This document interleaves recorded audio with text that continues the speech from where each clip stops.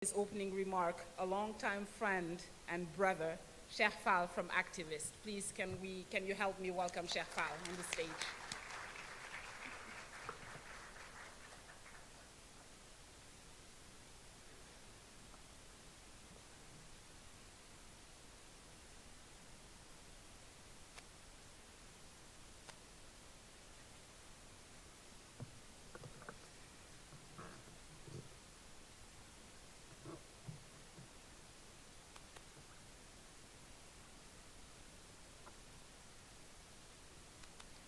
Mesdames et messieurs, nous voilà enfin à Dakar. Chers collègues, chers partenaires, chers invités en vos rangs et grades, tout protocole respecté, dal leen ak jàmm fii ci Dakar. Welcome to beautiful Dakar. Bienvenue à Dakar la belle. Bienvenido a Bella Dakar.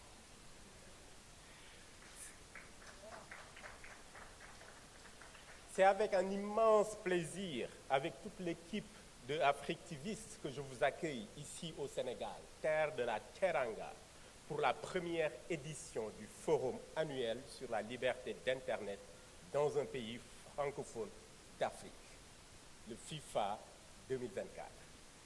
C'est un moment historique que d'accueillir FIFA 2024 à Dakar, au Sénégal, surtout lorsque la lutte des droits numériques est plus importante que jamais.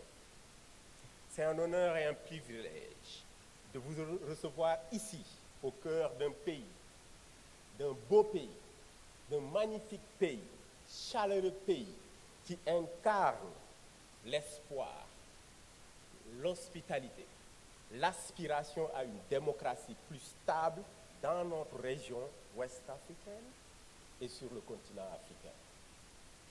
Aujourd'hui, nous sommes réunis pour un événement qui dépasse de simples discussions de panel, qui dépasse de simples tables rondes. Nous avons choisi et nous choisissons d'avancer ensemble pour porter un regard critique sur l'univers cyberespace et de réfléchir à de nouvelles approches pour défendre les droits numériques en Afrique.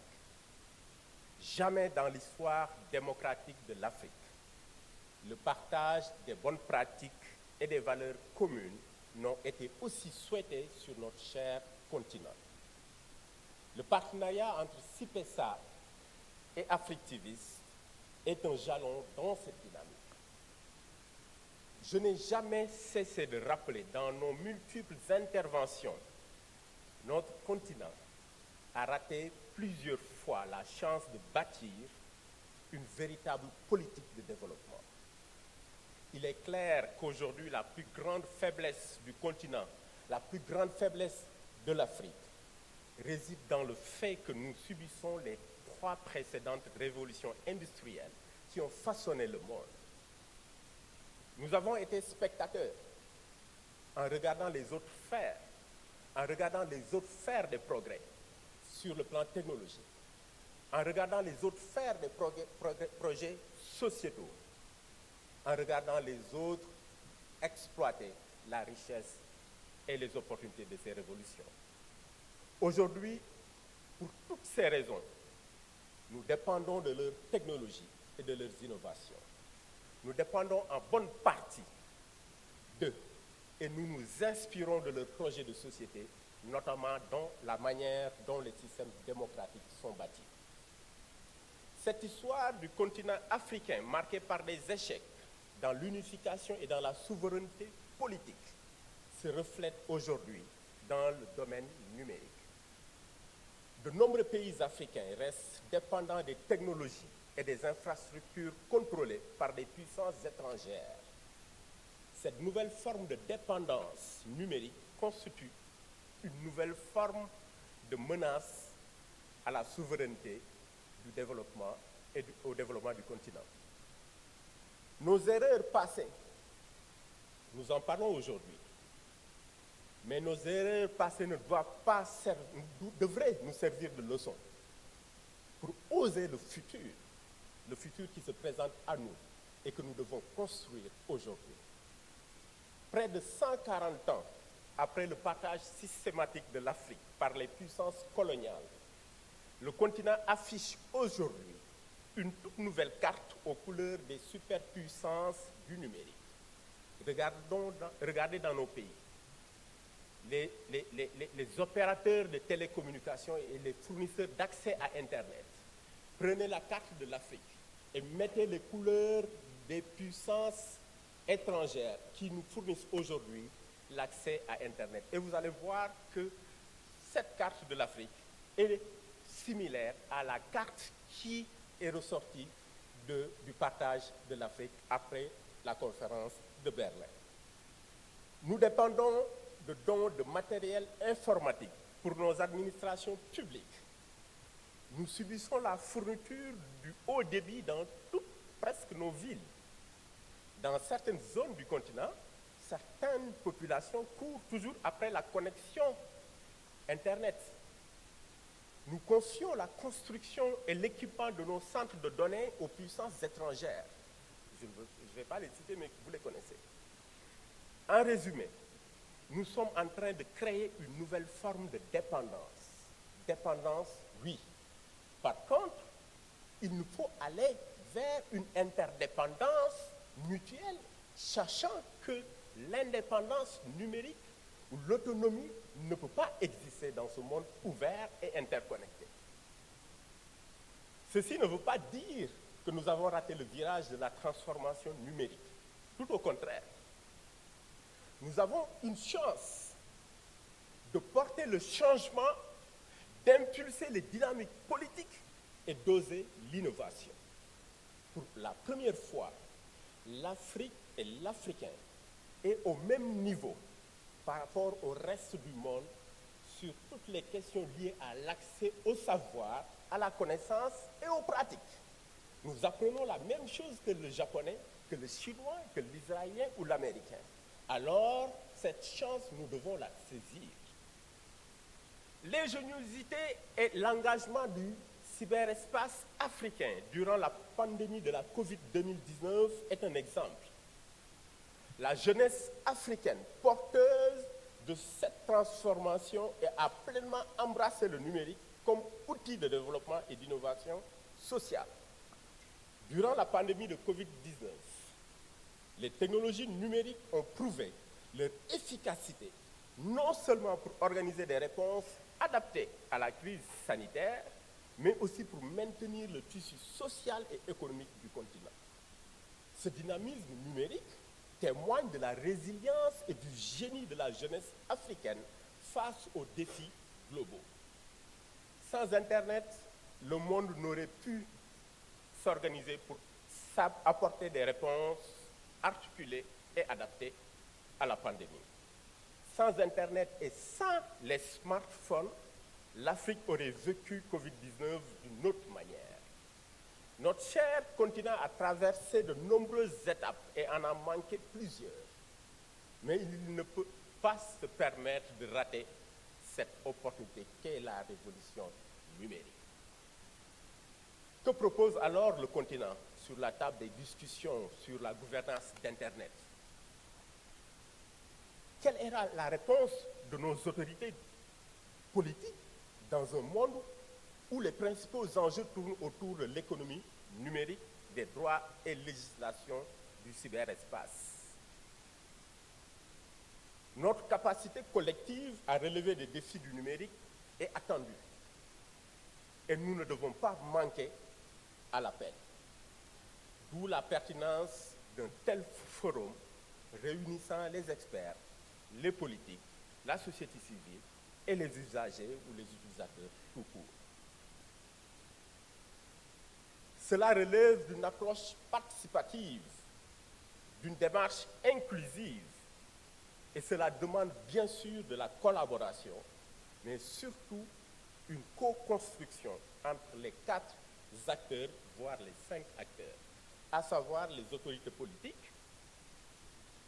les autorités de régulation, le secteur privé, la société civile et évidemment la composante la plus importante, nous, populations, citoyens, usagers et consommateurs. Il y a quelques mois, le Sénégal a démontré sa capacité à organiser des élections transparentes malgré un parcours semé d'embûches.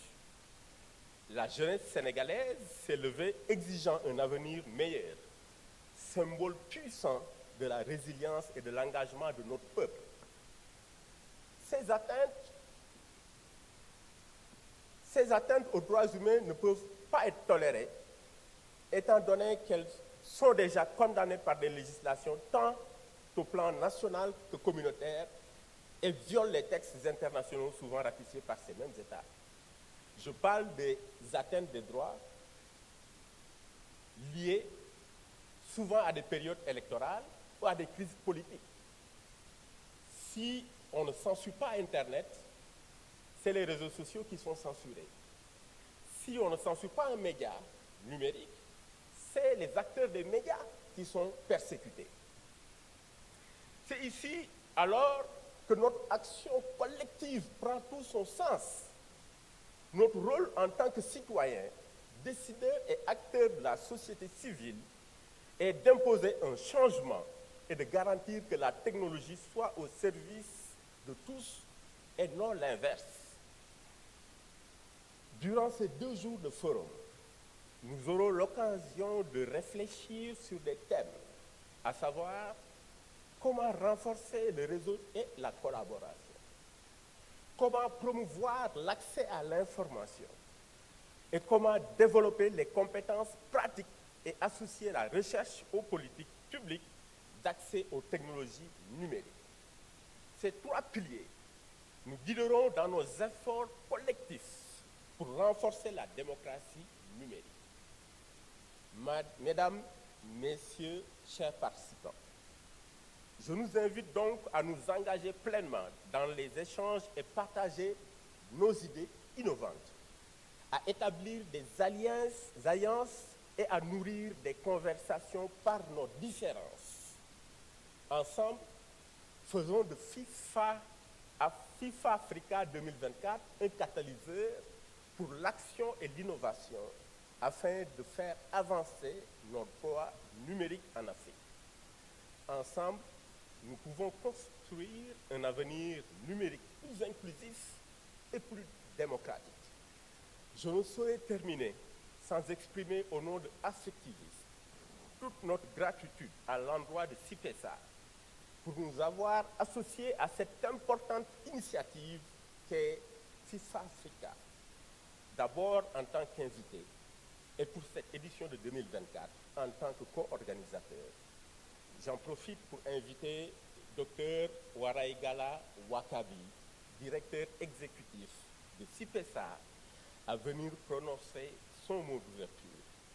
Merci de votre présence et de votre engagement. À toutes et à tous, je vous souhaite de fructueux échanges. Vive la démocratie numérique.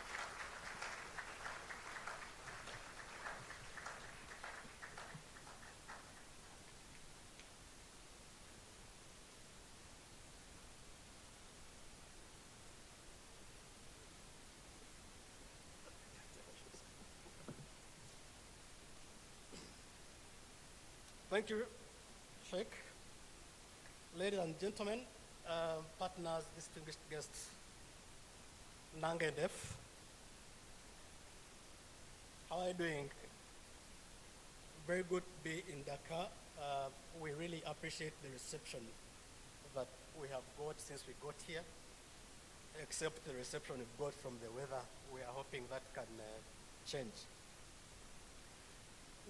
We are delighted to welcome you to the 11th version of the Forum on Internet Freedom in Africa, FIFA Africa, and the first that we are holding in Francophone Africa.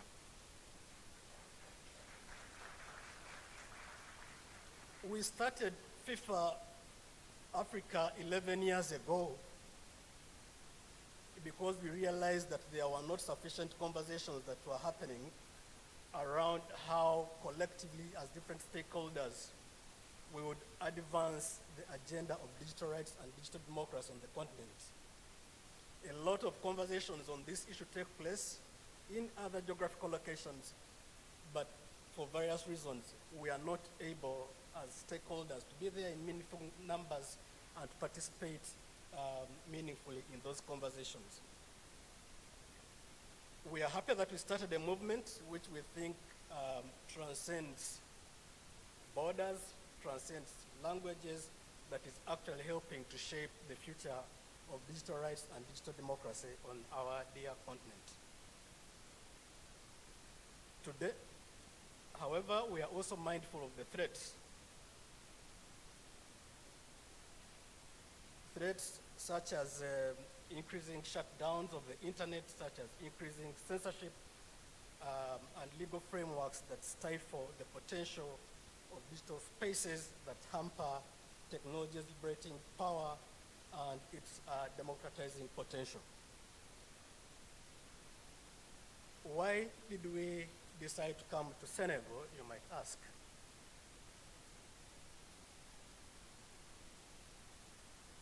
Senegal is a country that stands as a beacon of digital innovation, as a strong defender of democracy. From the earlier days in the 60s, it has always had a very strong Pan-African outlook and a strong democratic credentials. Those credentials were also put to a test earlier in this year, and the country and its people and institutions passed with flying colors. We need, as a continent, to learn from Senegal's experience. But also we're here because Senegal is the land of Teranga, and it's the land of the legitimate jollof rice. Sorry, Ghanaians. I hope we can still be friends, although the jollof rice that is legitimate is found here. Teranga is friendship, is generosity, and that is the spirit that Senegal is known for and for which we are grateful to be here. Senegal has made major strides in data governance.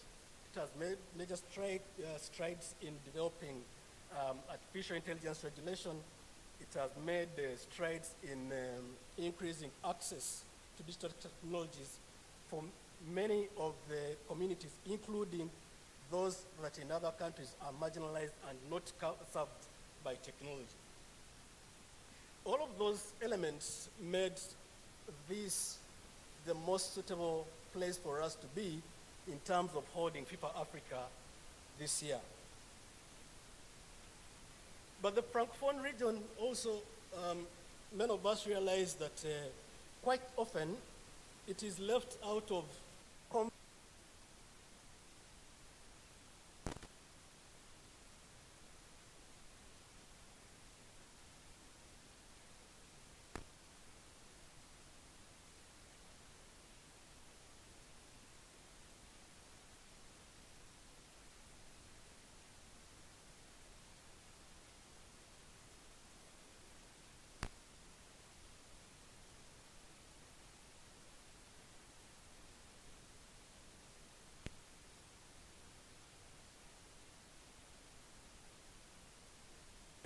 digital freedoms.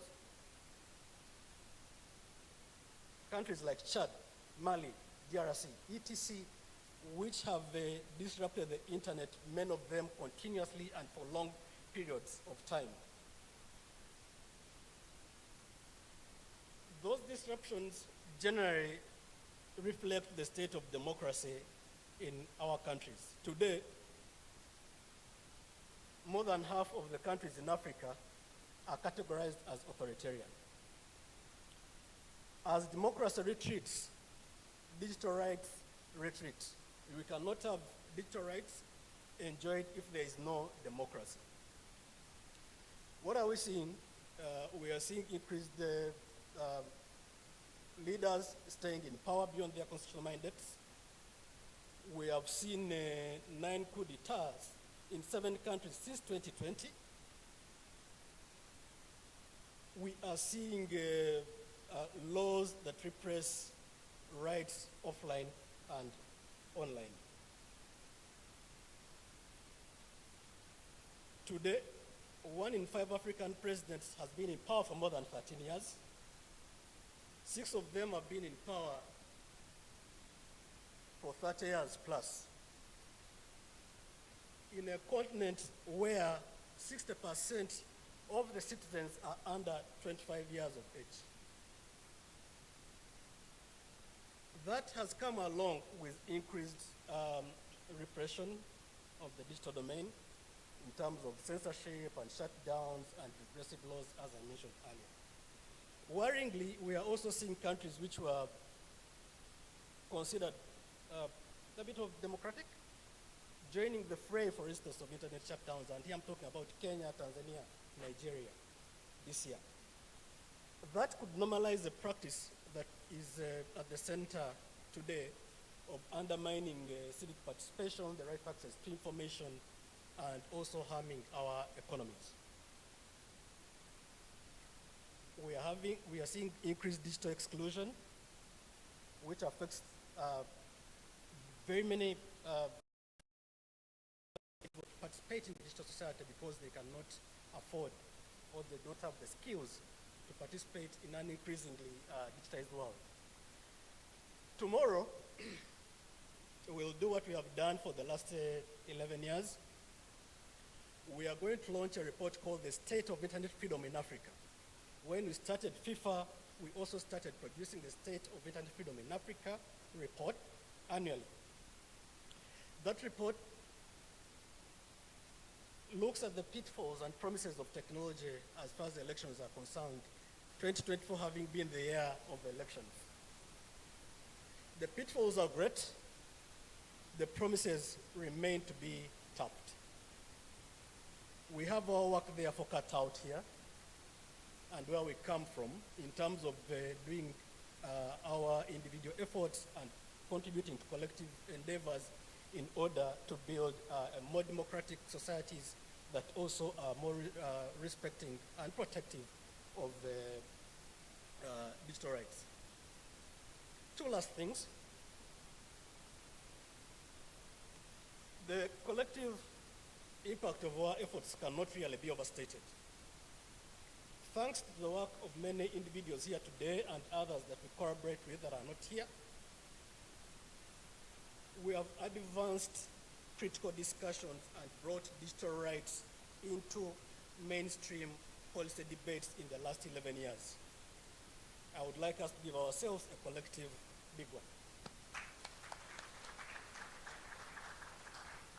We have created a momentum for laws that protect privacy, for initiatives that promote inclusion, and for movements that are in very many countries resisting censorship and surveillance and digital authoritarianism.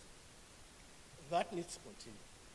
We have influenced policy at regional, national, and international levels, and we are very proud that FIFA Africa has served as a platform for those impactful actions.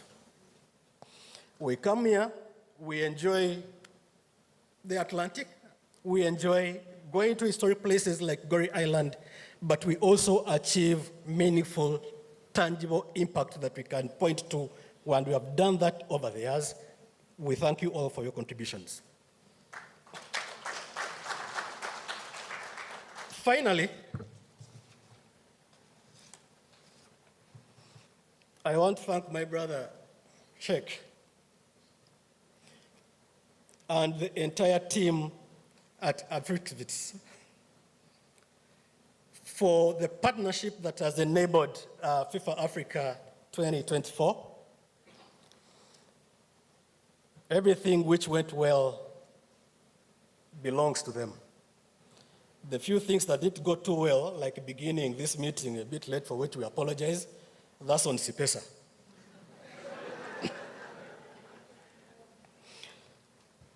Ouverture has been a long defender of democracy and human rights and digital governance in the digital domain. Their efforts in promoting digital activism and civic engagement across Francophone Africa have been nothing short of remarkable. We are very, very proud to be working with you. Thank you very much.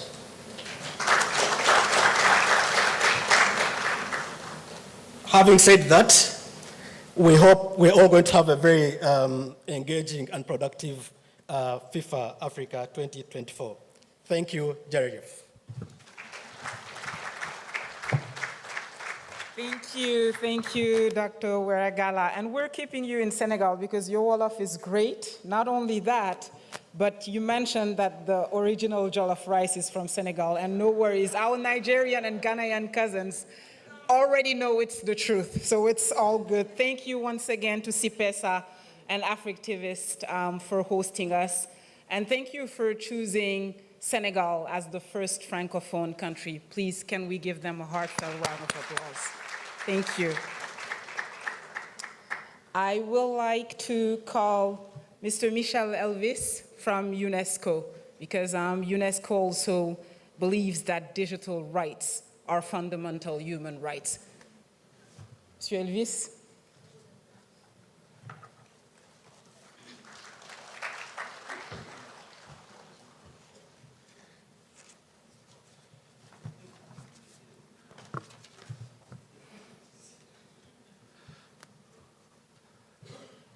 Bonjour à tous et bienvenue. Bonjour. Good morning to you all and welcome.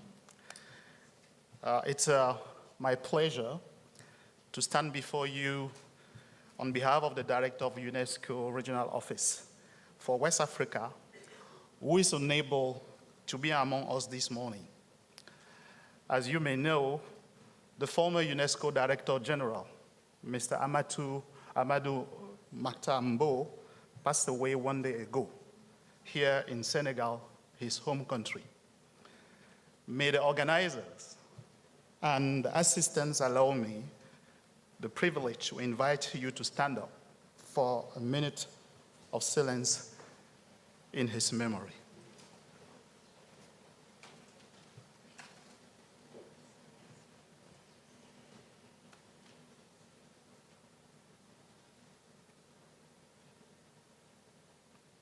Thank you very much.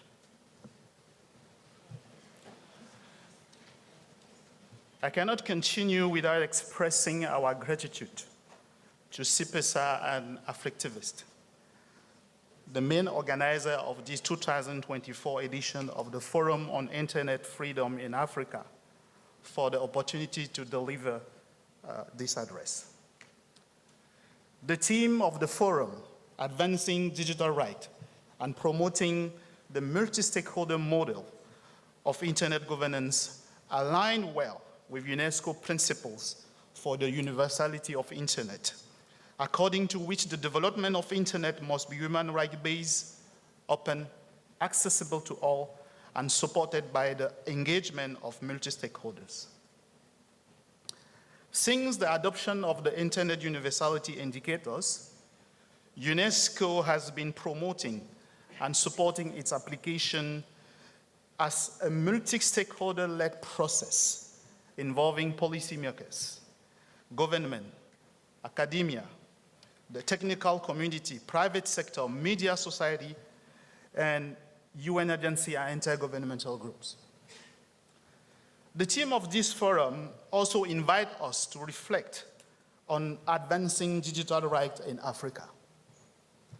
Digital rights include the right to access, use, and share information online.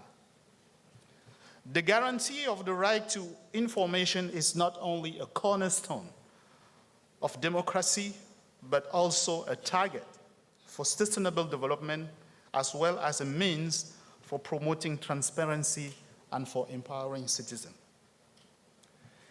There has been significant global progress on the guarantee of the right to information since the adoption of the UN's Sustainable Development Goals. Yet, much remains to be done, and particularly in Africa. On the continent, many countries still lack comprehensive access to information legislation, despite the African Union model law on access to information. And where it exists, the implementation is generally inefficient.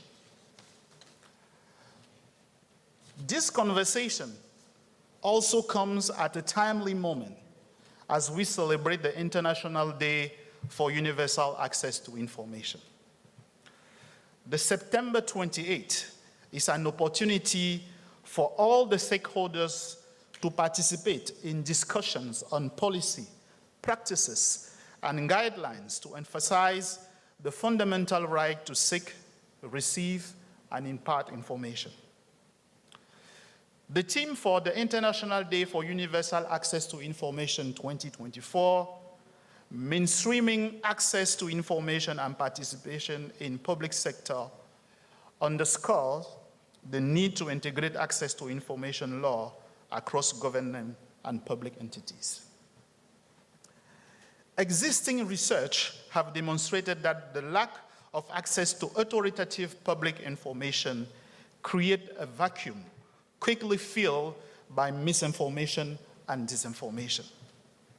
It also leaves millions of population without the ability to exercise the democratic right of being informed. Advancing digital rights across Africa requires promoting the leveraging of internet to provide open and inclusive access to information. To achieve this, there is a pressing need for targeted strategies to expand internet infrastructure, enhance digital literacy, and foster digital convergence. The multi-stakeholder model should be encouraged for its ability to nurture innovative solutions that are contextually relevant, enable knowledge sharing, as well as local transnational collaboration. Government have a pivotal role in enacting laws, providing infrastructure, and setting standards for transparency. On the other hand, civil society organizations are instrumental in holding government accountable, raising awareness, monitoring, and advocating for inclusive access to information. The private sector can develop technologies and solutions that facilitate information sharing and delivery, including to disadvantaged populations. International organizations like UNESCO can offer guidance, technical support, and advocacy for access to information globally. Therefore, government, civil society organization, academia, media, private sector, intergovernmental organization can and must join the effort to advance digital rights in Africa. The upcoming 2024 International Day for Universal Access to Information Global Conference in Ghana will further provide an opportunity to explore these issues with a focus on legal, technological, and sustainable development aspects of access to information. Panel will highlight best practices in ensuring that access to information reaches all sectors of society with due attention to marginalized and vulnerable groups. Distinguished guests and dear participants, promoting digital rights in Africa goes together with ensuring access to information is inclusive and equitable. As per the theme of this year's International Day for Universal Access to Information, mainstreaming access to information in public administration is a major step toward addressing the insufficient implementation of access to information law and holding the promise of fostering good governance, sustainable development, and participative democracy in Africa. Thank you for your attention.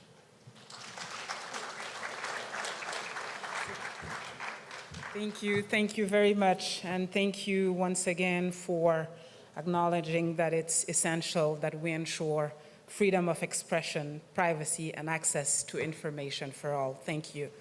I would like now to call Honorable Nima Lungogira, a member of the Parliament of Tanzania. Can we give it up, please, for the Honorable?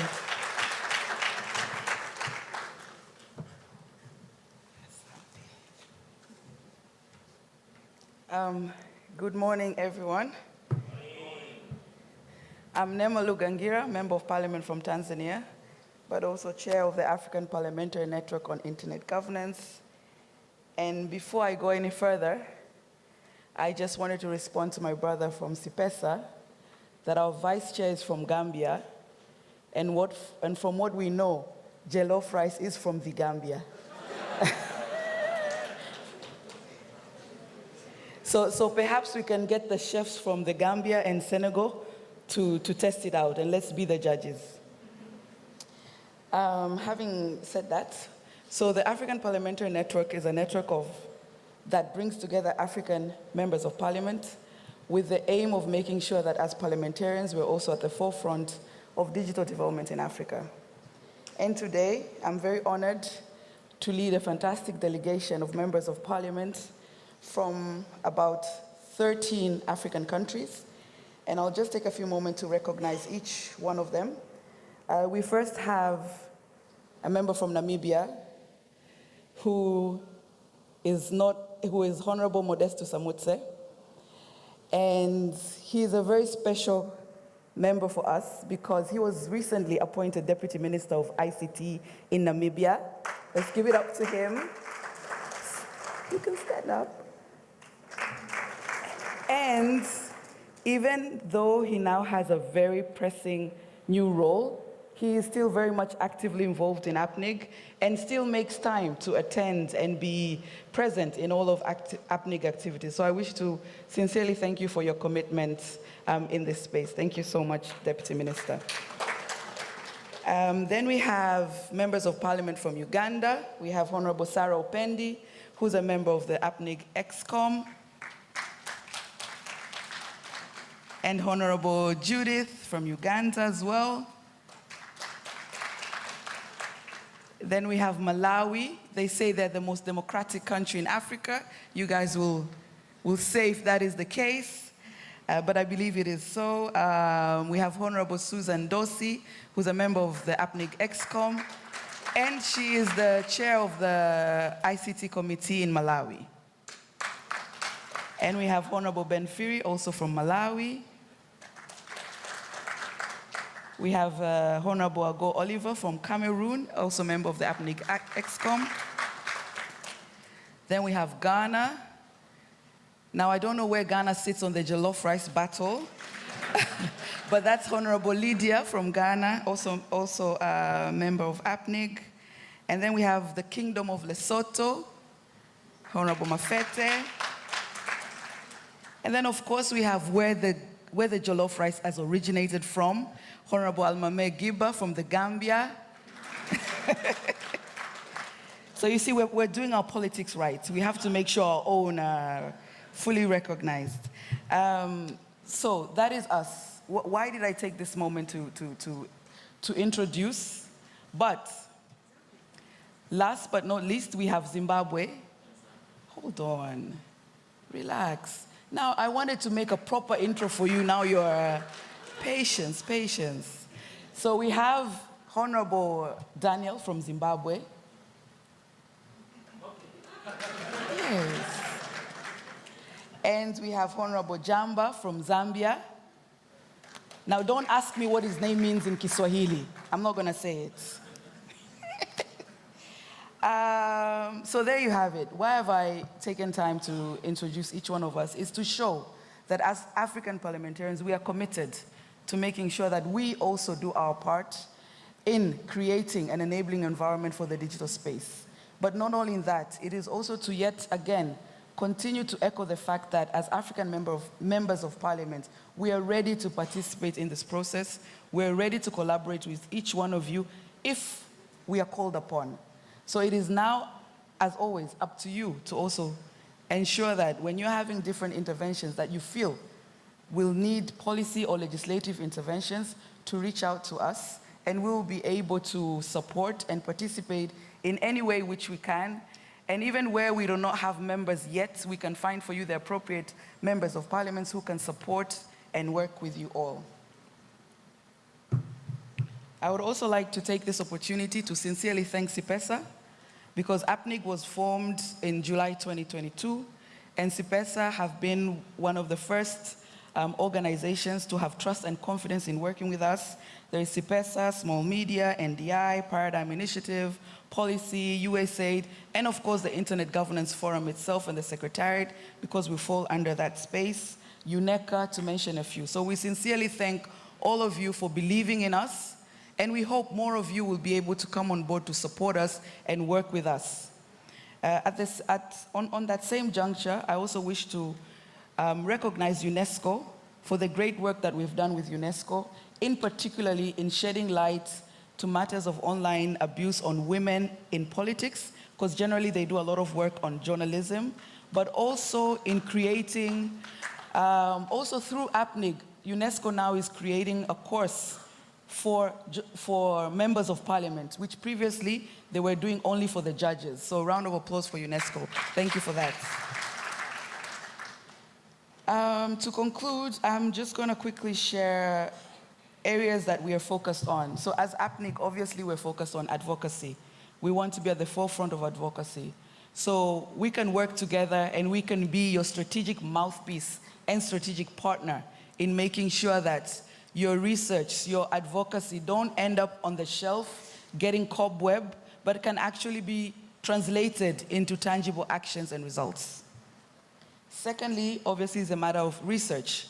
As parliamentarians, for our arguments to be solid and for us to make accurate and concrete advocacy or interventions, we need evidence-based advocacy. To do that, we need research. But we don't have that technical capacity, but as CSOs and as organizations, you have that. So we can support one another, whereby you can feed us with the information and capacitate us to understand it such that we can then champion it accordingly. Number 3 is obviously the issue of ethical practice. You know, we all know, much as there's a lot of opportunities through different digital developments like artificial intelligence, like data governance, there is also the other side of it. So we also need to look at and ensure that there's ethical use. To do that, whether we like it or not, there needs to be governed structure, be it legislation or regulation. So we need to work together to make sure that if it's legislation, what type of legislation? If it's a regulation, what type of regulation that still can ensure there's ethical practice, but at the same time not be too stringent to the point of not making the digital and tech environment to prosper, so to speak. Then digital inclusion and digital rights.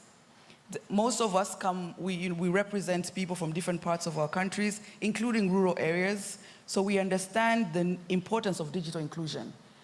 And oftentimes we call upon that when we're talking about digital development, we shouldn't just focus on what happens in the cities and urban areas. We need to make sure that we consider the needs of rural areas. When you're talking about digital inclusion in the rural, you'll talk about infrastructure, you'll talk about electricity, you'll talk about network accessibility. For example, I come from a border region. There are parts of my region where you will get the network of the neighboring countries easier than the network of your own country. So those are things that we need to think about when we're talking about digital inclusion. So it's important to separate the discussion from urban and rural, to making sure that they're all taken into account. But also when we're talking about inclusion, Honorable Judith from Uganda is very passionate about, people with disability. So let us also remember that we need to look at, when talking about inclusion, there is women, but there's also people with disability who also should not be left behind. And here I can echo UNECA. UNECA has a program, a girls coding camp program, which took place also in Tanzania. And we had 25 girls with visual impairments. It was fantastic to see how they could use gadgets while they are visually impaired. So I think that is where we need to aspire to get to. Digital rights, obviously, this is a critical element, and ourselves as parliamentarians, the issue of accessibility, access to information, how fast people get information, but there's also the issue of misinformation. There's the issue of disinformation, which are all things that are critical to our work, but also the issue of internet shutdowns. Oftentimes you find CSOs are fighting on their own about internet shutdowns, but as politicians, as members of parliament, if you capacitate us to understand the matter of internet shutdowns, but also understand the power of ourselves using the internet for our own work, for our own campaign, for our own civic engagement, then we can be best allies for you in addressing the matter of internet shutdowns. So we should explore ways in which we can work in partnership rather than you working in silo and pointing fingers at politicians, not realizing that we are actually your best allies. Because we will be able to voice where you're not able to voice. We will be able to get access to where you cannot get the access. We will be able to maneuver through the political landscape in such a way that you are not able to maneuver. And we may do it silently but efficiently, and you will do it loudly but inefficiently with limited results. I'm sure we can all agree on that, right? Lots of noise but no outcome. So let's work together and see how we can make this movement be more strategic, more action-oriented, and more results-oriented. Finally, is capacity building. Obviously, as members of parliament, we need capacity building. We're not experts in this space, but for us to use our platform in the manner in which you expect us to do, then we need the necessary capacity building to understand these areas. And we need that necessary capacity building so that we, in return, can go and present it in the language that is understandable within our own space. To conclude, is that as African members of parliament, we are committed to be at the table of where you're making such discussions, to be at the table with parliamentarians, with our colleagues from other regional, with other countries, be it the EU, the UK, Canada, US Senate, etc. So let us work together on making sure that you empower us as African parliamentarians so that we can be the voice for the people on the African continent in the space of making sure that we have an enabling environment in the digital space whilst protecting the users and whilst ensuring that just like the way other sectors are legislated, so is the digital space, but the question remains, how should it be legislated? Thank you.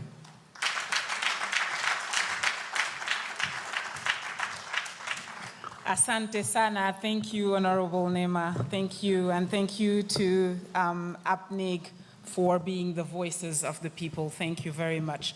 Last but not least, I would like to call Mr. Abdoulahat Silla, who represents the Minister of Digital Economy and Telecommunications of Senegal. The minister is unfortunately not here. He's in New York for the UN General Assembly with the President. Mr. Abdoulahat Silla, please, can we give a round of applause to Mr. Silla?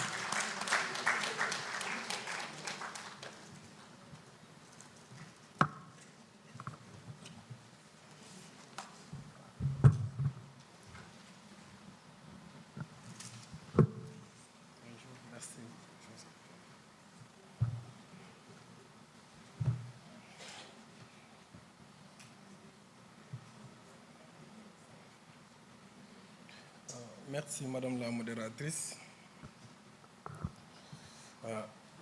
Rebonjour à toutes et à tous. Chers honorables parlementaires, députés et sénateurs, Monsieur le représentant de l'UNESCO, Monsieur le directeur exécutif de CIPESA, collaboration sur la politique internationale des TIC pour l'Afrique de l'Est et australe. Monsieur le Président d'Afrique TV, chers amis, chers Fall, Mesdames et Messieurs, chers partenaires, distingués invités, soyez les bienvenus au Sénégal, pays de la Teranga. C'est un honneur pour moi de prendre la parole aujourd'hui en tant que représentant de M. Alioune Sall, ministre de la Communication, des Télécommunications et du Numérique, en cette occasion si spéciale du 11e Forum annuel sur la liberté d'Internet en Afrique. Permettez-moi tout d'abord d'exprimer ma profonde gratitude aux co-organisateurs de cet événement majeur. Je voudrais nommer CIPESA et Africtivis. Je tiens également à remercier chaleureusement les partenaires comme l'UNESCO, ENABAL, GIZ, Jonction, Article 19 et tous ceux qui ont contribué à la mise en œuvre de ce forum. Aujourd'hui, plus que jamais, la question de la liberté d'Internet se pose comme un enjeu fondamental pour le développement de nos sociétés africaines. Internet n'est plus seulement un outil de communication, c'est une infrastructure critique, un moteur de transformation économique et un espace essentiel pour l'expression des libertés fondamentales. Il est le creuset où convergent l'innovation, l'éducation, l'information et l'engagement citoyen. Cependant, il est indéniable que nous faisons face à des défis immenses qui entravent l'accès à cette ressource vitale. Ces obstacles, en plus de nuire aux droits humains, ralentissent notre progression vers une Afrique numérique plus inclusive et prospère. Ce forum incarne une dynamique cruciale, celle de la collaboration entre gouvernements, société civile, organisations internationales et acteurs du secteur privé pour garantir un Internet libre, accessible et sûr. La présence de partenaires tels que l'UNESCO, Enable, Article 19, GIZ, ISOC, ICANN, entre autres sociétés civiles, témoigne de l'importance de la coopération internationale dans la promotion de la liberté numérique en Afrique. L'édition 2024 de FIFA Africa poursuit sur cette lancée et vise à faire connaître les meilleures pratiques en matière de protection des droits numériques en Afrique et à servir de plateforme d'échange multipartite sur les lacunes, les préoccupations et les opportunités pour faire progresser les droits numériques, la démocratie numérique et l'économie numérique en Afrique. Mesdames et messieurs, il est essentiel que nous travaillions ensemble pour mettre en place les politiques qui protègent les libertés tout en garantissant la sécurité numérique. Le cadre législatif et réglementaire doit évoluer pour répondre aux exigences d'un espace numérique ouvert, tout en veillant à contrer les menaces que sont la désinformation, le cybercrime et les abus en ligne. Chers participants, le numérique représente une opportunité sans précédent pour l'Afrique. À travers des initiatives de promotion des télécommunications TIC, de la connectivité accrue et de l'accès à l'Internet pour tous, nous avons le potentiel de stimuler l'innovation et de transformer nos économies. Notre défi est d'exploiter ces potentialités tout en garantissant un respect rigoureux des droits humains et des libertés individuelles. Le Sénégal, à travers le ministère de la Communication, des Télécommunications et du Numérique que j'ai l'honneur de représenter, s'engage à promouvoir un environnement où la liberté d'Internet est respectée et protégée. Nous œuvrons pour la mise en place de politiques favorisant l'accès universel à Internet, tout en assurant que cet accès soit équitable, sécurisé et respectueux des normes internationales en matière de droits de l'homme. Donc, je voulais seulement arrêter là-bas pour vous expliquer quelques initiatives que le Sénégal a menées ou bien même a entretenues, que ce soit les politiques en matière de la promotion du numérique. Donc, comme vous le savez, donc, depuis 2016, donc, le Sénégal est dans la mise en œuvre de sa stratégie nationale Sénégal numérique 2025. Avec ces stratégies aussi, on a d'autres stratégies, comme la stratégie de l'IA, la stratégie de données qu'on a élaborée l'année dernière et qu'on est en train de mettre en œuvre. Donc, comme nous parlons encore des droits numériques, comme vous le savez, depuis 2008, nous avons un arsenal juridique donc, pour accompagner notre secteur du numérique dans son ensemble. Et parmi ces lois, donc, on a la loi 2008, les lois de 2008, que ce soit la protection des données à caractère personnel, la transaction électronique et d'autres textes juridiques pour accompagner ou bien favorisant l'accès universel à l'Internet. Donc, comme vous le savez, donc, le Sénégal est dans cette dynamique. Donc, c'était seulement une parenthèse donc, on aura l'occasion dans les 2 jours d'échanger dans toutes les initiatives que le Sénégal est en train de mener. Donc, permettez-moi, Monsieur le Président, de continuer mon discours. C'était important au moins de partager ces informations avec les acteurs.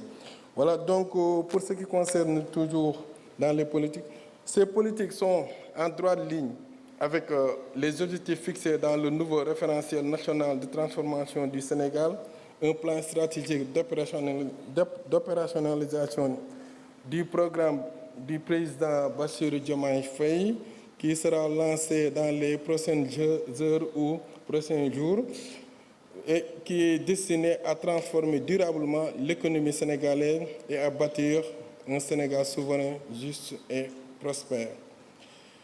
En conclusion, je voudrais vous inviter, mesdames et messieurs, à saisir cette opportunité unique qu'offre le FIFA Africa 2024 pour échanger, partager des bonnes pratiques et renforcer notre engagement commun pour un Internet libre et inclusif en Afrique.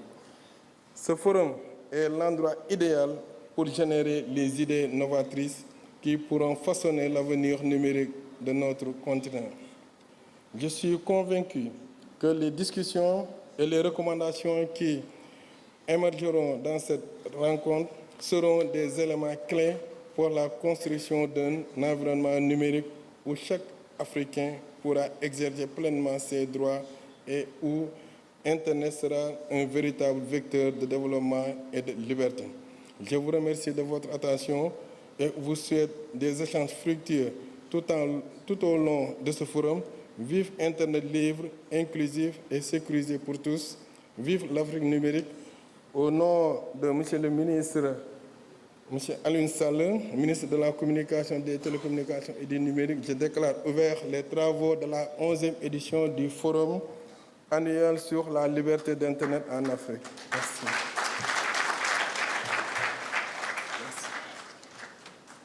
Merci. Merci beaucoup, Monsieur Silla. Merci pour votre présence et merci pour ces mots. Avant qu'on continue, and because we're hosting in Senegal, and it's also part of Teranga, Dr. Weragala mentioned it. Teranga is friendship, it's unity, it's togetherness, it's hospitality. And so this is something that's part of West African societies, kola nuts. And in West African societies, I don't know if this mic is working, but in West African societies, when the kola nut is given to women, it's usually a man who picks it up and hands it out to the woman. And it's really a way of saying, I welcome you home. I heard it's good for luck. So if we hand it out to a woman, you can just leave it in your bag until it dries. Cher, I will need you for this. Est-ce que tu peux distribuer des noix de cola pour dire à nos invités bienvenue, re-bienvenue au Sénégal, dans le pays de la Teranga. Voilà.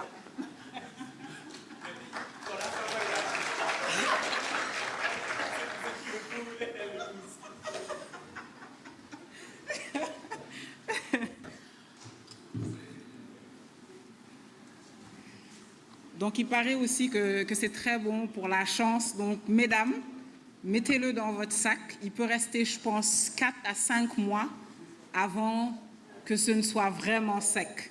Donc, just leave it in your bag. It's good for luck. Those who want to eat it are welcome to eat it. It's bitter, but yeah.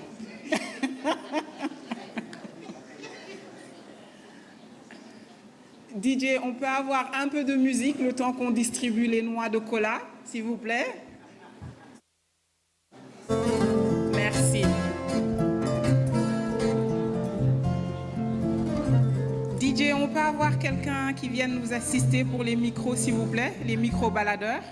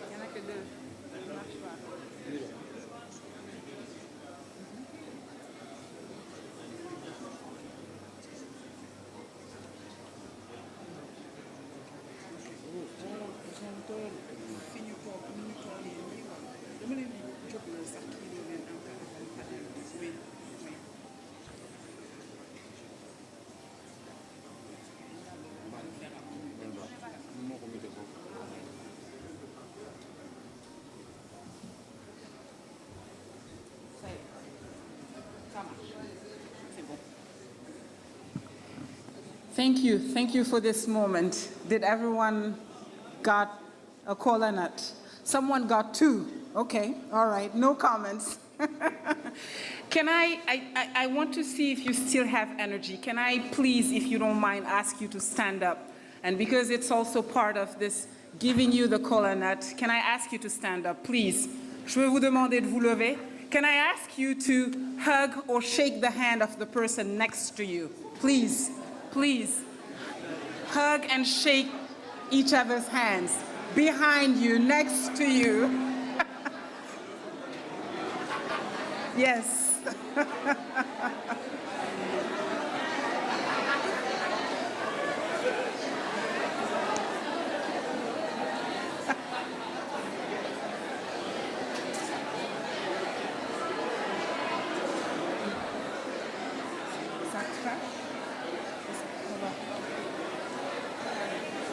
mi ngi dox saa waay traduction bi dafay craché. mi ngi doon dox de. non non moom la tegaat.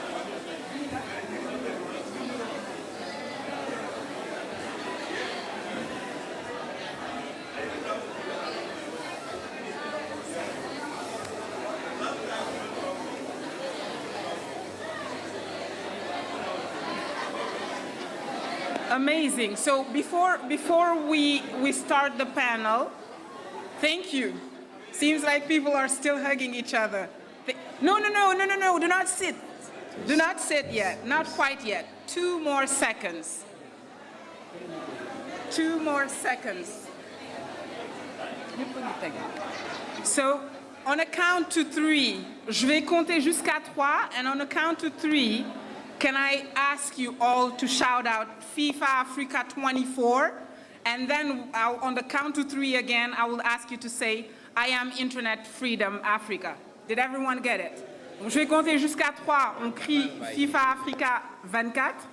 Je recompte jusqu'à 3, on crie tous, I am Internet Freedom Africa. Everyone's ready? 3, 2, 1. FIFA Africa. We can do better. Let's start all over. 1, 2, 3. We can still do better. We can still do better. Please, let's try one more time. 1, 2, 3. Yes. It's better. Now let's do I am Internet Freedom Africa. 1, 2, 3. Nah, you don't sound like the MP. You know, she has a lot of energy. She sounded amazing. We need you to sound amazing. 1, 2, 3. The youth of Africa are hearing you. If you're I am Internet Freedom Africa, they're like, okay, these people are not quite Internet Africa. Let's do it one more time. 1, 2, 3. I promise if you do it better, we'll get you jollof rice. We'll have a great cocktail later on. We'll have great drinks and great finger foods. So let's try one more time. One more time. 1, 2, 3. Thank you. Thank you. All right. Well, we're running out of time, but there's still time for a quick conversation. And I would like to call these people on stage. And that's, I promise you, after we're done with these conversations that are really important, we'll go on a short break before you go into your different rooms. So I would like to call Connor Sanchez from Meta, please. Connor Sanchez, Meta. Aisha Dabo, Africtivist. Sarah Kekeli Akwono, Ghana Blind Union.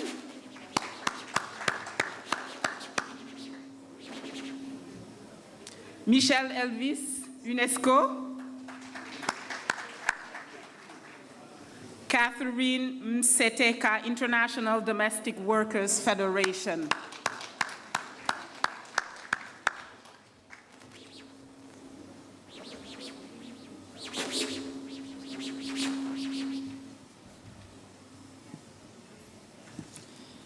Can we give them a round of applause before they're seated? Thank you. Have a seat.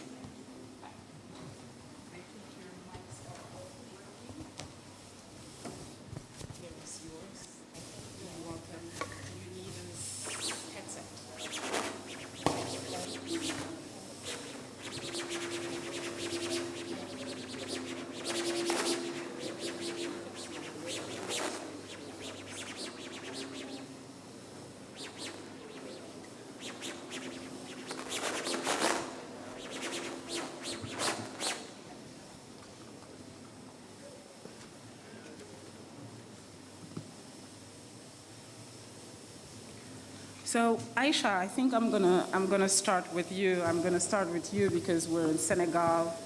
I'm gonna start with you because Africtivist is doing an amazing, amazing, amazing work. And once again, thank you to Cher, to you, and to the entire team for all the hard work. So today, how can we do better in terms of digital rights in a context where internet shutdowns and disinformation are increasingly used as tools of political control in Africa? And even in Senegal a few months ago, before elections, it happened. So what strategies do you suggest? What do you think can be done to prevent that to happen again? Your mic is not working. On peut venir tester les micros, s'il vous plaît?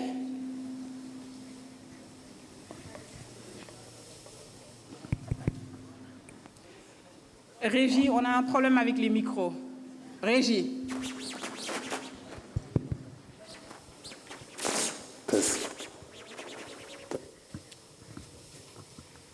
Régie, on a un problème avec les micros.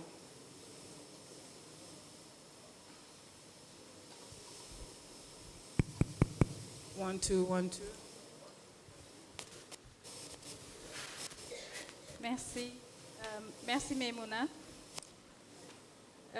Qu'est-ce qu'on peut faire mieux et davantage? Déjà, je tiens à saluer toutes les personnes présentes ici. Il y a différents acteurs, des différents secteurs clés lorsqu'on parle d'Internet. Nous avons les gouvernants et dernièrement, nous avons remarqué que de plus en plus, en fait, ils passent des politiques ou lois pour répressives plutôt que d'être dans la collaboration, dans la construction avec que ce soit les utilisateurs et les consommateurs. Donc, lorsque les lois sont passées, elles doivent être un peu plus inclusives, trouver des alternatives à la répression et aussi inclure la sensibilisation. Parce que c'est bien de passer des lois, mais si les citoyens, nous remarquons que la majeure partie des citoyens africains ne parlent pas nécessairement les langues officielles, il y a déjà une barrière pour ce qui est des plateformes, des réseaux sociaux, sur quelles sont les règles d'utilisation, comment faire le paramétrage et tout. Un citoyen qui n'a pas ces informations-là peut, de bonne foi, utiliser Internet de façon négative, avec des discours de haine, de la désinformation. Donc, pour ce qui est des gouvernants, vraiment, il faut qu'ils fassent mieux en étant un peu plus proactifs dans la prévention plutôt que d'être plus dans la répression. Et aussi, lorsque les lois sont passées, ou bien les projets de loi, il faut une harmonisation avec les standards internationaux. Pour ce qui est du continent, nous avons la Convention de Malabo sur la cybersécurité et les données à caractère personnel. Ça, c'est quelque chose qu'il faut prendre en compte parce que la Convention, en fait, indique ce que chaque acteur devrait faire. Il y a quelques années, Internet Society avait développé un document, un guide sur comment exploiter la Convention de Malabo. Donc ça, c'est des outils qui existent et qu'il faudra davantage encourager les États à prendre ça en compte. Pour ce qui est aussi il y a une certaine surfacturation ou bien il y a beaucoup de taxes qu'on impose sur soit les sociétés spécialisées sur Internet ou bien l'importation des matériels informatiques. Donc ça, c'est des choses à revoir. Si on veut davantage encourager l'expertise locale, il faut créer des cadres assez favorables à l'innovation. Donc, parce que beaucoup de start-up finissent par mourir parce qu'il y a tellement de règlements qui ne sont pas favorables à l'innovation. Maintenant, pour ce qui est du secteur privé, nous souhaiterions en fait que le secteur privé, que ce soit les télécoms, nous avons vu que les plateformes de réseaux sociaux s'ouvrent davantage à la discussion. Nous aimerions voir davantage le secteur privé s'impliquer dans ces discussions-là, parce que les utilisateurs finaux, c'est les citoyens, et souvent, soit il y a une surfacturation, par exemple l'accès à Internet. Récemment, nous voyons une campagne qui compare un peu les prix d'un service provider du Sénégal. Ici, le prix du Sénégal et de la France, et l'écart est extrêmement hallucinant. Donc ça, c'est des choses à revoir, et ça, on peut le faire dans la discussion. Et aussi s'engager dans des débats assez constructifs, parce que quand on parle de discussion des différents acteurs, nous tenons en compte, ou bien nous savons que chaque acteur a ses responsabilités. On ne veut pas leur faire changer les responsabilités, on veut qu'ils soient un peu plus inclusifs, un peu plus ouverts, et plutôt dans la prévention. Donc, pour ce qui est de la société civile, nous faisons déjà beaucoup d'éducation au numérique, nous plaidons pour les droits numériques, le respect des données personnelles, etc. Ça, c'est quelque chose à continuer, mais nous avons besoin d'une mise à l'échelle, et ça, l'État et le secteur privé peuvent aider. Il y a par exemple certains télécoms qui mettent en place des centres d'innovation, c'est à saluer. Pour ce qui est des gouvernants, il y a certains qui ont commencé à avoir leur propre data center. Cher tout à l'heure a parlé de souveraineté numérique, c'est important. Mais quand on parle d'avoir des data centers en Afrique, c'est en gardant en tête le fait qu'il ne faudra pas réprimer ou bien accroître la surveillance sur les citoyens. Et aussi pour les utilisateurs, qu'on les sensibilise, qu'ils s'intéressent davantage à comment ça fonctionne, et aussi qu'ils aient leur mot à dire. Donc je vais m'arrêter là pour le moment. Merci beaucoup. Merci, Aisha.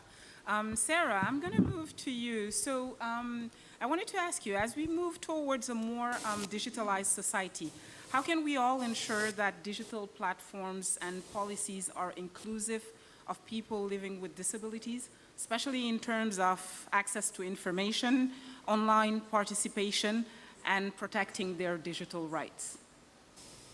All right, thank you. Good morning, everybody. I want to start by introducing myself. My name is Sarah Kekeli Akuno, and I volunteer with Inclusive Tech Group. I'm also a member of Ghana Blind Union, and I'm a Ghanaian. And in Ghana, we are known to say please, so please, thank you for the question. So I'm here today representing persons with disability, not just my kind of disability, but every kind of disability. And to make digital platforms accessible, let me start with the visually impaired. So we use screen reader softwares on our phones and on the computers. Now, if the websites, the web pages that have information on them are not built with accessibility in mind, we cannot access information, because the screen reader should be able to identify everything on the PC. Should be able to identify everything on the PC for us to know what is going on. So if websites are not accessible, they are not built with accessibility in mind, the screen reader will just identify it just as an unlabeled button. And I believe that if policies are put in place, accessibility laws are put in place, and they are being implemented, website developers, software engineers, application developers will be able to put accessibility in place. Because if I have a phone and I am not able to use the phone, it's left me, because I don't know what I'm going to do with it as a person with visual impairment. And also, it also starts with digital literacy. There should be capacity building for persons with disability, because the screen reader software is there, but if you're not taught how to use it, it's also useless to you, the visually impaired. And also not leaving behind other disabilities like the hearing impaired and those with low vision. The website should be created in a way that it has color contrast. Now, someone with low vision, that has, if there's a website with a yellow background with white writings, will not be able to access it. So color contrast should be put in mind when developing a website as well. And then availability of internet. there is information on the internet, there are informations on the website, and there is no internet, you will not be able to access it. So there should be affordable internet and also availability of internet. And there is one thing to be a person with disability, and there is also another thing to be a woman with a disability. So from where I come from in Ghana, statistics shows that men with disability are more exposed to internet than women with disability. Why? Because of education, lack of formal education. So in rural areas, when you are a person living with disability, they like to keep you indoors. They don't want to bring you out for people to know that there is a person with disability at home. So you can imagine someone in the village somewhere who has a child with a disability. They believe in the men already. So a man with disability has a higher chance of formal education than a woman with disability. So I believe that if there is formal education, if there is training on how to access information online, and if website developers put accessibility in place, and if policymakers put some policies in place, accessibility laws in place, and make sure it's implemented, because what is a law if it is not working? And you need to test the law to know if it is working or not. So there should be a law, and at the same time, it should be a working law, not just a law that has been passed. Yeah, a law has been passed and it's not working. It should be workable, it should be implemented, and there should be sanctions. I believe that we talk and, do things diplomatically, but sometimes too, you have to be radical about it. If you are a person with disability in my country, the Act 715 gives me the right to access information. So I have the right to take you on legally if information is not accessible to me. Thank you. Thank you. Very, very powerful, Sarah. Thank you, and thank God that APNIC is well represented. So they heard you, and I'm pretty sure that these laws are something that they will work towards. So thank you. Thank you. I want to go to Catherine. Catherine, I wanted to ask you, one of the concerns that prevails in the digital society is the exclusion of the informal sector. And we all know that it's a driving force in many, many, many African countries. Millions of informal workers across Africa, such as domestic workers, disabled workers, migrant workers, and home-based workers remain excluded by digitalization efforts. So what does that has as an impact, and how does it impact the digital rights of those people? You need a mic?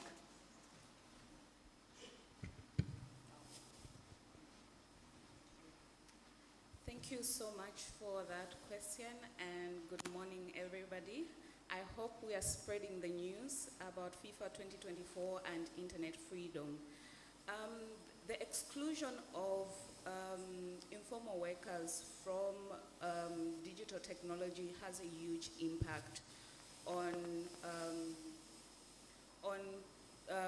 democratic processes. Domestic workers, home-based workers, migrant workers, and other marginalized workers do not have access to information, do not have access to internet.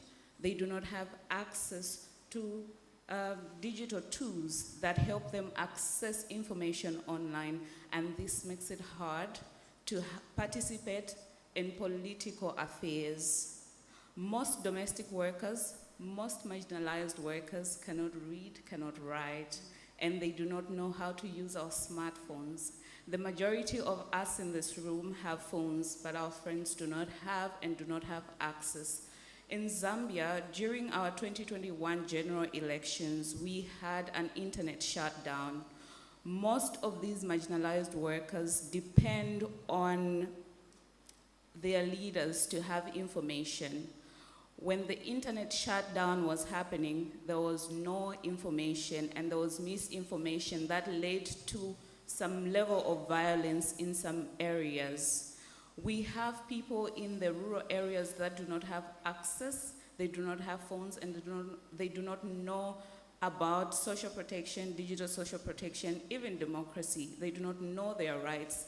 They cannot mobilize themselves to discuss, have conversations affecting them, or fight for their rights.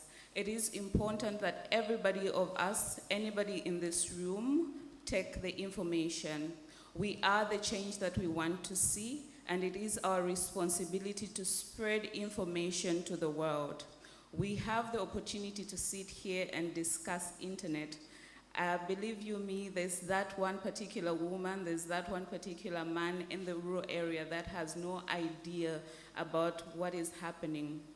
It affects voting, it affects our economy, it affects policy making, and also marginalized workers are invisible in policy making because we do not know what is happening and people do not have this access. Thank you so much.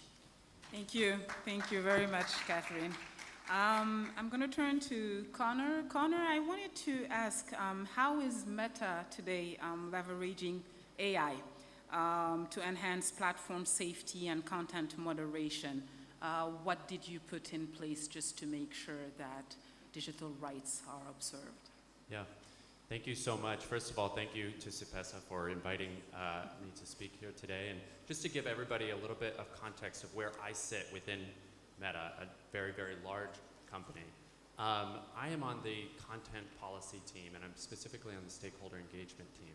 So 4 years ago, I was working for the World Economic Forum, where we were building communities of practice between and trying to push a multi-stakeholder model in the approach to the deployment of AI and machine learning. And we really worked closely with civil society and academia and business and government to build policy frameworks that could be applied to accelerate the benefits of AI and mitigate the challenges that we are now seeing. Now at Meta 3 years ago, I joined a team that does a very similar job, but specifically on content policy, and it's focused on everything that is associated with our community standards, what people can post, what they can't post on our platforms, how we treat AI, and now in the last year, this has particularly come up around generative AI. So this is particularly a salient issue this year. As many of you know and was mentioned earlier, this is a huge year for global elections around the world. Certainly a big year for elections here in Africa. And this has become an issue that many civil society organizations have focused their efforts on. How do we make sure that generative AI doesn't further spoil the information environment? And I think there's been a lot of speculation as to what might occur as a result of the advancements in generative AI. And our approach so far has been sort of twofold. First, we want to provide people with connect people with reliable information. And what users have told us has been to identify, to be transparent about when we know something is generated by AI. So that's meant providing disclosure tools for anybody who's using our tools to produce something that is made by our own generative AI tools. It's also meant working across industry, with industry partners, to come up and make sure that we can have some signals that can be used to identify when something is AI and to label that for people. And then the third thing is working with civil society organizations. So we have a trusted third-party fact-checking network that includes almost about 90 different organizations from around the world that work in 70 different languages to identify false content, and they will label that. Part of their remit now, too, is to help us carry out media forensic analysis to identify whether something is generated by AI if we don't have a clear indicator from our own experts internal to identify that. The other The other problem with generative AI, of course, comes from some of the old problems that we have sought to mitigate against. Objectionable, problematic content that's developed as a result of generative AI. And here, our community standards still play a very strong role. Our policies against voter interference. We will remove content about that spreads false content as to when and where an election is happening. We will downrank anything that's been ranked by our third-party fact checkers, and it won't be eligible for our recommendation algorithms.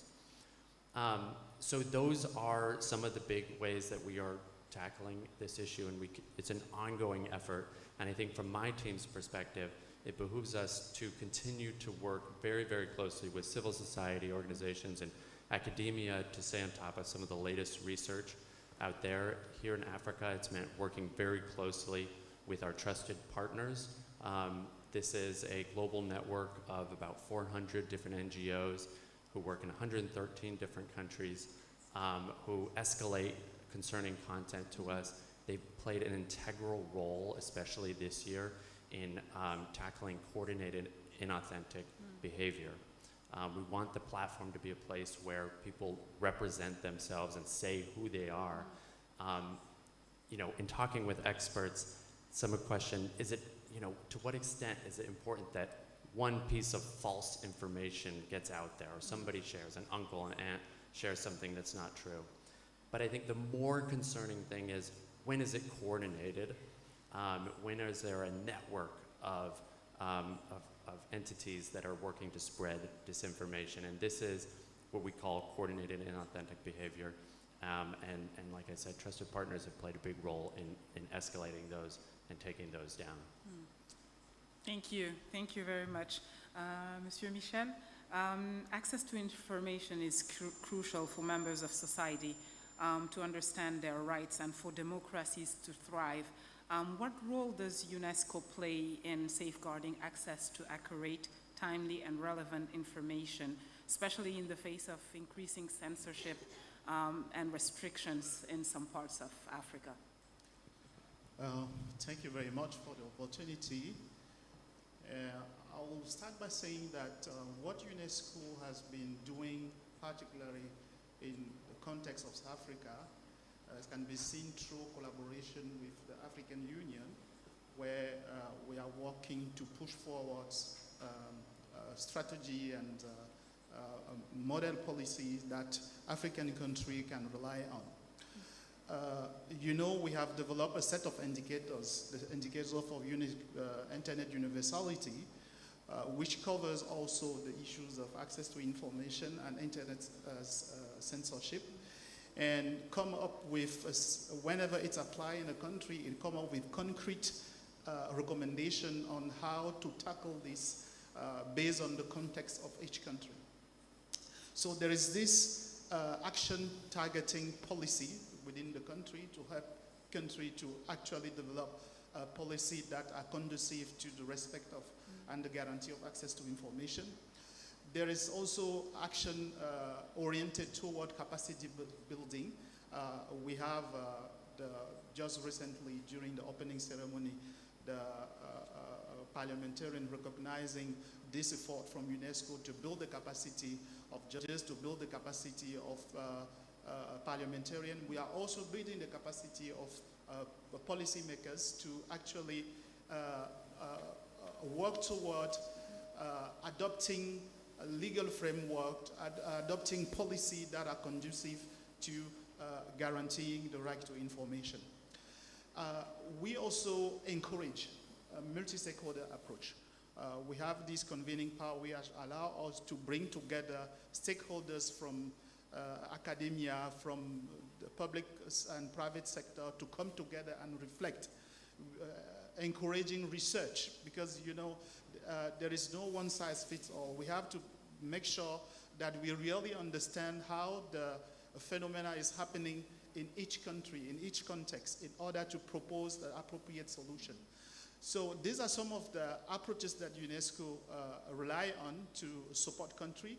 We also do advocacy with member states. We have this global forum where member states come together in Paris or through other major conferences that UNESCO organized, during which we advocate for access to information. We have this International Day, for instance, for universal access to information, through which we convene the different stakeholders to reflect on how to advance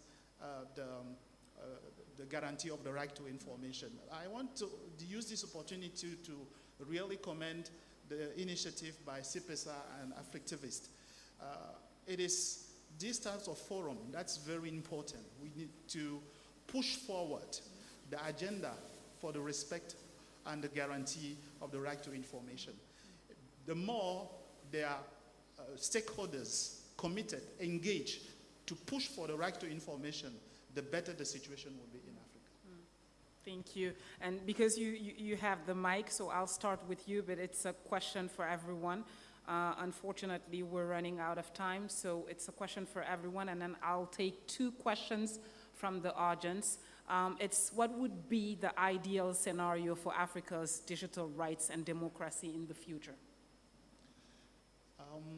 And when I talk about the future, it's really near future, in 5 years. I think the ideal situation has been rightly described in the 2063 Agenda of Africa. We want an Africa where people can actually enjoy all freedom, offline and online.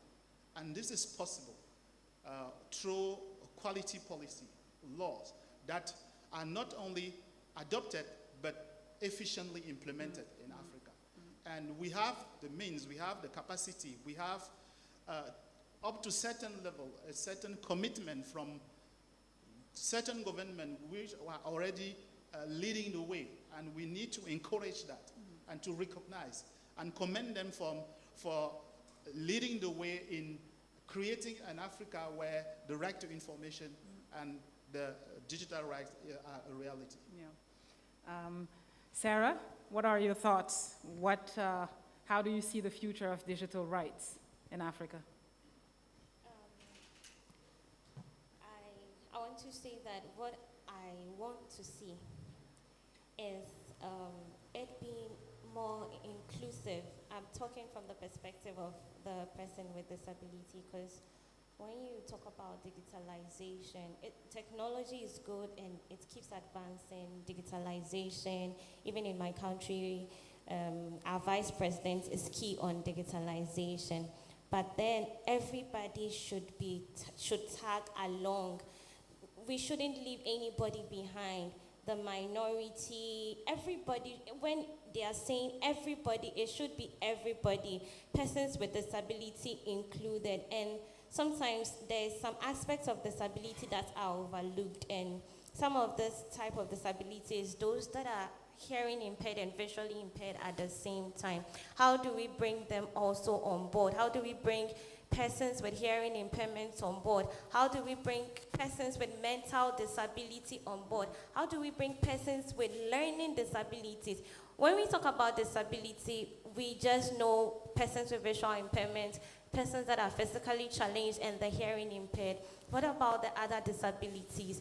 Persons with autism, those that are on the spectrum. We should not leave anyone behind. It should be made inclusive. Myself included, everyone in this room can come together, not just the government, it's not just government parliamentarians, but me, you, the basic individual. When we come together, we can make things inclusive in the future, because I know that the SDG goal says that leaving no one behind, so we're going along with men, persons with disability, persons without formal education. Everybody should come along. We don't need to hold your skirts as persons with disability and be dragged along, but hold our hands and let's all go along. Thank you. Wow, thank you, Sarah. Thank you. Catherine, how do you see the future of digital rights? Thank you so much. I would like to see inclusion, like Sarah has said, leaving nobody behind, and also taking responsibility. We can start in our homes. I'm sure the majority of us, I'm sure the majority of us have domestic workers in our homes. We have gardeners in our homes. Let's start from there in spreading information and carrying everybody with us without leaving anyone behind. It is our responsibility, and if we work together, we can make the change that we want to see, because we are the change we want to see. Thank you so much. Thank you. Connor? I think continuing to see human rights defenders use our platform, and for voice, but also for it to be a place where there are protections that uphold their safety, their dignity, their privacy. And so I think a lot of that comes down to really good policies, working with organizations to make sure those policies are in the right place. We just this year, and I didn't mention this earlier, launched the African Human Rights Defender Fund, which is, I encourage everybody to look at. This is in partnership with the African defenders, and it's really a great resource for human rights defenders to get direct support from our teams. And the last thing is, I think just, there's now more than ever, there's a push. The global and open internet is under threat. And I think, continuing to involve civil society in that discussion and embrace human rights frameworks that can serve as a compass for platform policies, I think is something that I hope to see more of. Aisha? Merci Maïmouna. En tant que société civile et activiste, en fait, nous sommes dans la co-construction, la contestation et la proposition de solutions. Nous aimerons avoir moins à contester si tout un chacun, surtout les autres acteurs, sont intentionnels dans leurs actions, pour qu'on puisse en fait se focaliser sur la co-construction et la proposition de solutions. Parce qu'on ne peut pas être, depuis l'indépendance, avant même des décennies avant notre naissance, revenir sur les mêmes points, mais dans des contextes un peu différents. Et aussi un peu plus rapide dans l'adaptativité de nos gouvernants. Parce que nous remarquons qu'il y a beaucoup de retard, mais en tout cas qu'on soit un peu plus intentionnel, et on aimerait changer de cap, contester moins et être plus dans la proposition de solutions. Et nous avons besoin de tout un chacun pour pouvoir faire ça. Merci. Okay, merci. Merci Aisha. On va prendre deux questions, two questions from the audience. I see a hand here.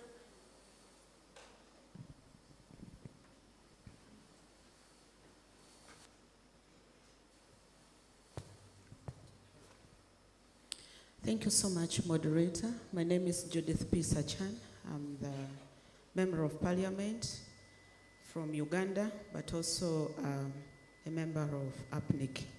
I want to thank the moderator and our facilitators and our hosts for today's meeting.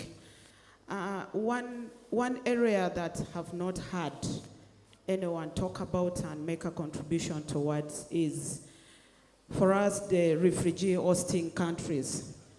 I've just concluded my research on the sustainable livelihood of refugee persons with disability. And one of the factors hindering the sustainability of the particular group is access to market. And if we do not introduce them to online marketing, then we are not moving together. Because here we are talking about inclusivity and leaving no one behind. So I would interest that we do move together and also take in interest and have a look at these particular countries, this particular group of people who are surviving. Not only the marketing strategies, but also they need to be kept abreast with what happened within their countries of origin, because they might want to repatriate and go back to their country and they do not understand the status of stability, of peace and security of their countries of origin. So we need to involve them and we need to look at that area as well. Thank you. Thank you for your contribution. Thank you very much. And Catherine, I think that's probably something for you. I think there's a question here. Merci beaucoup, Madame le modérateur. Je suis Sylvie Siam, je viens du Cameroun. Nous avons beaucoup parlé d'inclusivité, ne laisser personne de côté. Et en Afrique, nous constatons également la rupture entre les générations. Et nous savons que les savoirs traditionnels, en général, sont détenus par les personnes du troisième âge. Mais c'est un groupe que nous avons tendance à laisser de côté. Quand un jeune ou un même moins jeune cherche quelque chose, une réponse à une question aujourd'hui, il va sur Internet.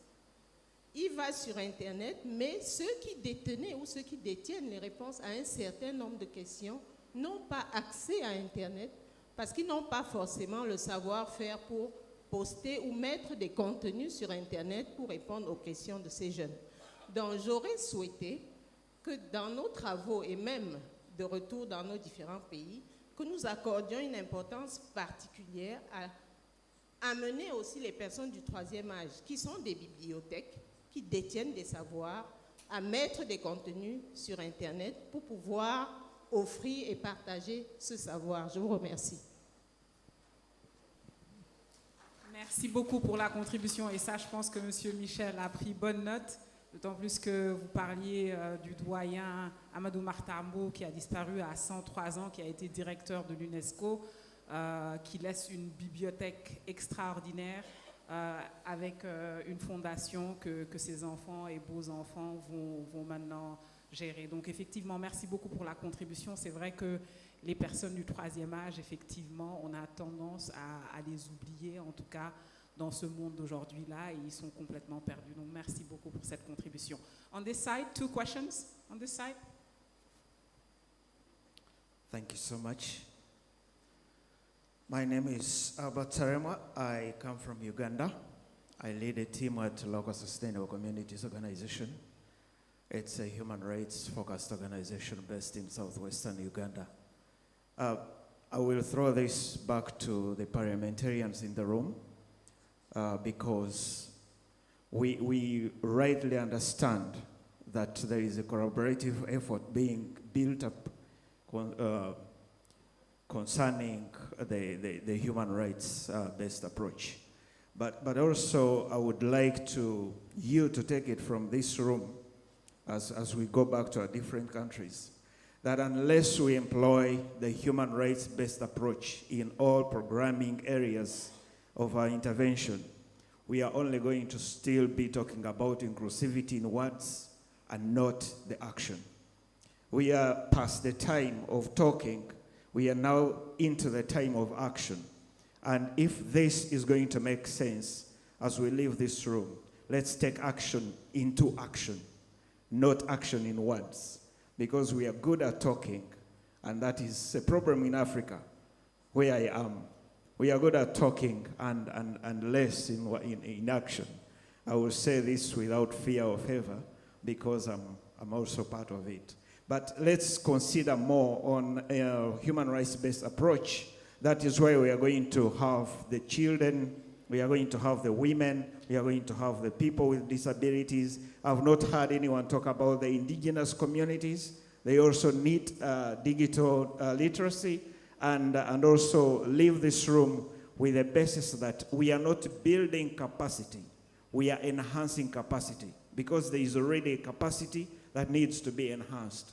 But if we talk about building capacity, we are still going to be talking about it. There is some capacity already at the grassroots levels. We have capacities with CBOs, so we need to enhance those capacities and encourage them to come up and also speak in these spaces. How I would wish, and I'm forever grateful for